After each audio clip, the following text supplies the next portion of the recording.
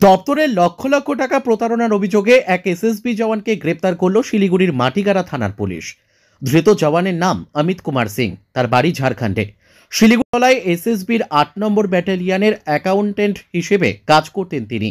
অভিযোগ, অমিত কুমার সিং ব্যাটালিয়নে খাওয়া দাওয়া থেকে শুরু করে অন্যান্য জওয়ানদের বেতনের বিল তৈরির আড়ালে লক্ষ লক্ষ টাকা আত্মসাৎ করেন।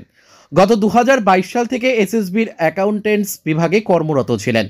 তিনি বিলে কারচুপি করা শুরু করেন। গত নভেম্বর মাস পর্যন্ত প্রায় ২১ লক্ষ টাকা কারচুপি করেন বলে অভিযোগ। এই সমস্ত টাকা নিজের অ্যাকাউন্টে ঢুকিয়ে নেন ওই জওয়ান। নভেম্বর মাসে বিষয়টি সামনে আসে। এরপর ওই জওয়ানের বিরুদ্ধে মাটিগাড়া থানায় লিখিত অভিযোগ দায়ের করেন এসএসবির ডেপুটি কমান্ড্যান্ট ওম প্রকাশ মিশ্রা।